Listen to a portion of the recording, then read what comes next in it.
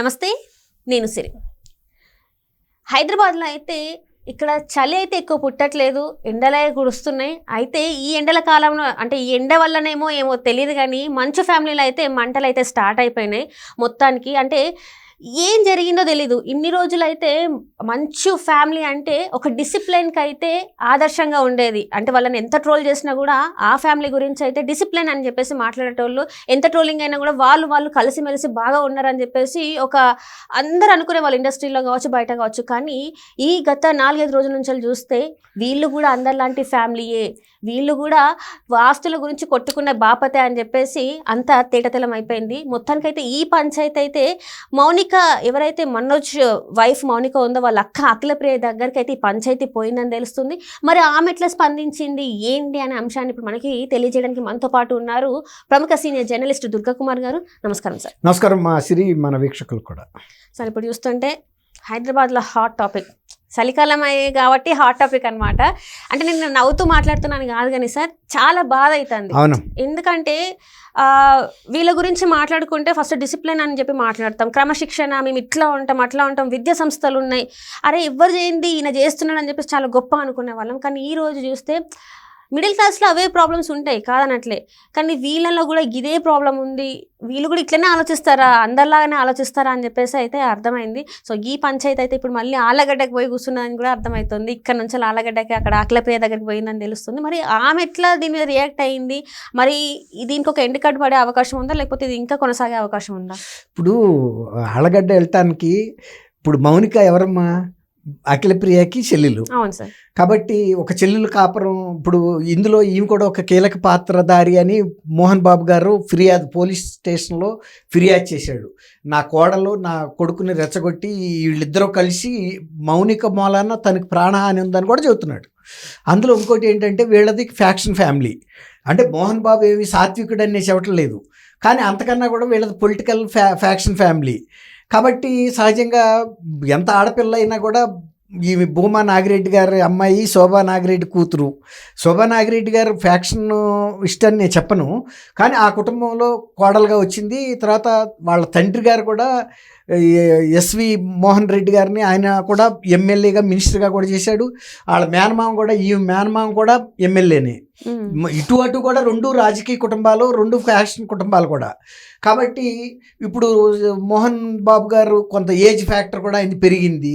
తర్వాత ఈ కుటుంబంలో ఈ కలహాల మూలాన, కొడుకు మూలాన, కోడల మూలాన కూడా ఆయనకి ప్రాణహాని ఉందని పోలీసులకే ఫిర్యాదు చేశాడు. తర్వాత కొన్ని ఆస్తుల విషయం కూడా ఇప్పుడు బయటకు వచ్చింది. ఇంకోటి ఏంటంటే ఇప్పుడు ఇక్కడ ఆస్తులు పంచమనేది కూడా ఇన్హెరెంట్గా ఈడెన్గా ఉన్న ఎజెండా కనపడుతుంది. మా ఆస్తులు మాకు ఇవ్వండి అన్న ఇది కూడా కనపడుతుంది. ఇంకోటి ఏంటంటే ఈ సందర్భంలో ఇప్పుడు ఆళ్ళగడ్డలో కూడా ఒక చర్చ ఏం నడుస్తుందంటే అక్కడ కూడా ఆస్తులు పంపకం జరగలేదు అని. అఖిలప్రియకి, మౌనికకి ఇంకొక అబ్బాయి ఉన్నాడు, జగత్ రెడ్డో విఖ్యాత్ రెడ్డి అని, ముగ్గురు, ఇద్దరు ఆడపిల్లలు ఒక మగపిల్లాడు, ఎవరికి నాగిరెడ్డి గారికి.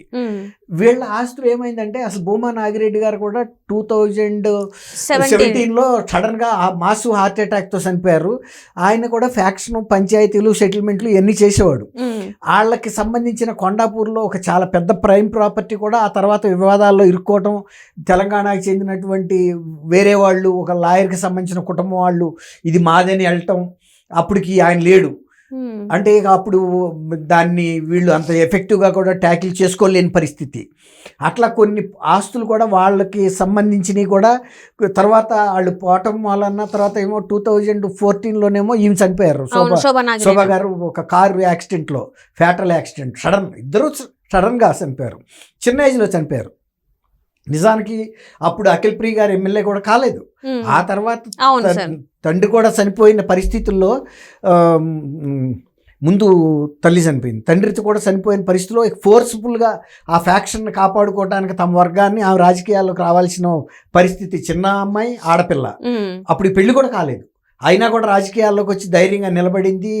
తట్టుకుని, అంటే ఆమెకి కూడా చిన్న వివాహ సంబంధమైనటువంటి వివాదం జరిగింది, అప్పటికి ఆమె డైవర్స్ అయింది అనుకుంటా.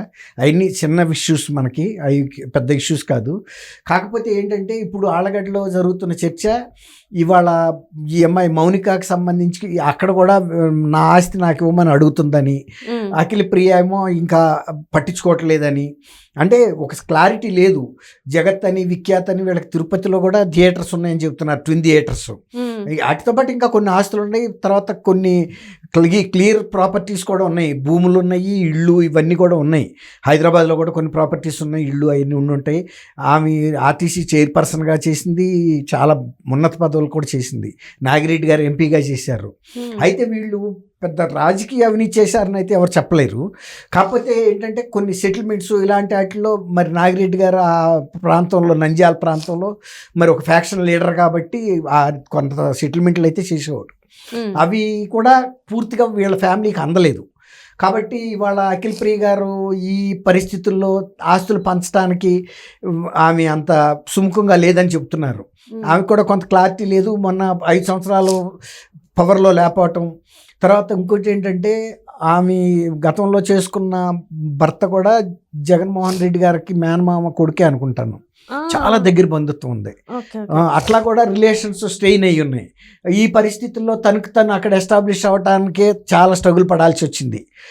కాబట్టి కొంత ఒత్తిడి మౌనికకి అక్కడ ఉంది. తర్వాత ఇక్కడేమో ఈ ఆస్తుల పంపకం విషయంలో కూడా కొంత ఒత్తిడికి గురైనట్టుగా తెలుస్తుంది. తర్వాత దీని మూలాన ఏమైందంటే ఇప్పుడు అఖిల ప్రియ గారు కూడా డైరెక్ట్గా వచ్చి ఇక్కడికి సపోర్ట్ ఇస్తుంది అనేది ఎవరు చెప్పలేకపోతున్నారు. అంటే కొంత ఏంటంటే అది వాళ్ళకి ఇంటర్నల్ అంతర్గత విషయం కదా, నీరాటం ఎందుకు అని ఒకటి. తర్వాత వీళ్ళల్లో కూడా చిన్న భేదాభిప్రాయాలు ఉంటాయి అంటున్నారు, వీళ్ళ సొంత బ్రదర్తో కూడా. ఈ పెళ్లి జరిగినప్పుడు కూడా ఆయన అంటి ముట్టినట్టుగా వచ్చి వెళ్ళిపోయాడు తప్ప వీళ్ళకి ఇంకా పూర్తి ఇది లేదు, సఖ్యత అనేది కూడా చెప్తున్నారు. అంటే వాళ్ళకి దగ్గర వాళ్ళే అయి ఉండొచ్చు. ఎప్పుడైనా డబ్బులు ఉన్న సాట, డబ్బులు పంచుకోవాల్సిన పరిస్థితి ఉన్న సాట విభేదాలు ఉండటం అనేది సహజం. అంటే మనకి చెప్తారు చూడండి, దేవాలయాల్లో గనక బాగా డబ్బులు ఉన్న సాట నాగబంధం ఉంటుంది అని చెప్తా ఉంటారు, ఉన్న సాట అట్లా ఉంటాయి అని. అట్లాగే ఈ డబ్బులు ఉన్న సాట ఇలాంటి విభేదాలు, మనస్పర్ధలు ఉండటం, పరస్పరమైనటువంటి భిన్నాభిప్రాయాలు ఉండటం అనేది సహజం. కాబట్టి అది మనమేం కొట్టేయలేము. అట్లా అని వీళ్ళిద్దరూ కొట్టుకునేటంతో లేకపోతే అంత ఉంటుందని అనుకోవటానికి లేదు. కాకపోతే ఇవి ఎట్లా పరిణమిస్తాయి, రేపు పూర్తిగా ఎవరు పెద్దల మనుషుల ముందు కూర్చుని సెటిల్మెంట్ చేసుకునేటప్పుడు ఇప్పుడు అఖిల ప్రియ కూడా చెప్పొచ్చు, నేను పెద్దదాన్ని కాబట్టి ఈ కుటుంబాన్ని సర్దుకు రావటానికి, తండ్రి చనిపోయే నాటికి అప్పులు ఏమున్నాయి, ఆదాయాలు ఏమున్నాయి, ఈ ఫ్యాక్షన్ని, ఈ వర్గాన్ని కాపాడటం కోసం ఎంత ఖర్చు చేయాల్సి వచ్చింది, కుటుంబ ప్రతిష్ట కోసం, రాజకీయ ఉనికి కోసం, ఇవన్నీ కూడా ఆమె చెప్పుకోవచ్చు. అయి ఉంటుంది కూడా, ఖర్చు అవ్వదని మనం అనలేము. ఇప్పుడు రాయలసీమలో రాజకీయాలు నడపటం అంటే చిన్న విషయం ఏం కాదు, అందులో ఒక ఫ్యాక్షన్ నడపటం. కాబట్టి ఇంకా వీళ్ళందరూ కూడా ఒక రకంగా చిన్న వయసే. ఇప్పుడు ఈవెన్ అఖిల ప్రియ అయినా, మౌనిక అయినా, అతను విఖ్యాత్ రెడ్డి అయినా కూడా వీళ్ళంతా కూడా గతంలో ఒక తండ్రి సాటు బిడ్డలు, తల్లి సాటు బిడ్డలుగా పెరిగారు తప్ప ఏ రోజు వీళ్ళ ఆస్తుల గురించి కానీ వీళ్ళు ఎట్లా పంచుకోవాలని కానీ ఒక అవగాహనకు రాలేదు. అందులో ఇంకా వాళ్ళు చిరకాలం ఇంకా కొంతకాలం ఉంటారనే ఉద్దేశం మీద ఉన్నారు. ఇంకా పెరుగుతాయి ఆస్తులు అనుకున్నారు. మనం చేయాల్సిన కెరియర్గా చదువుకోవటమా లేకపోతే ఇంక రాజకీయమా వ్యాపారమా అనే దృక్పథంతో ఉన్నారే తప్ప వీటిని మనమే నిర్వహించుకోవాలి వస్తుంది, మనమే తల్లిదండ్రి లేకుండా పంచుకునే పరిస్థితి వస్తుంది అనేది ఊహించగలదు. ఒక షాక్ లాగా జరిగింది. ఆలోచనలు కూడా ఉండవు కదా, ఉండవు. కుటుంబానికి ఒక రకంగా వాళ్ళు షాక్ గురయ్యారు అందరూ కూడా. ఒక మైనర్ ఏజ్ లోనే తల్లిదండ్రిని సడన్ గా కోల్పోయారు. పోనీ వాళ్ళు ఏమైనా సహజ మరణం అనారోగ్యంతో పోయింది కాదు, ఇద్దరిది కాదు, సడన్గా ఒక పిడుగుపాటు లాంటి వార్తలు రెండు కూడా. ఇప్పుడు మాలాంటి వాళ్ళమే షాక్ అయ్యాము. ఇద్దరు కూడా చిన్న వయసులో విత్ ఇన్ 2.5 years గ్యాప్లో ఇద్దరు కూడా చనిపోవటం. ఇంకోటి ఏంటంటే ఆమె శోభా గారు జగన్మోహన్ రెడ్డి వస్తున్నాడు, అప్పుడు పార్టీ పెడుతున్నారు 2014లో. అప్పుడే పార్టీ మొదటిసారిగా ప్రచారానికి తిరుగుతున్నప్పుడు అక్కడ ఏర్పాట్లు చూసుకురావటానికి వెళ్తూ వస్తా ఆమె క్రాష్ అయిపోయింది. ఇంటికి వెళ్తున్నప్పుడు అది పొలాల్లోకి వెళ్ళిపోయి ఆమె సడన్గా స్పాట్లోనే చనిపోయింది. అసలు ఏం అవకాశం కూడా లేదు వైద్యం చేయటానికి.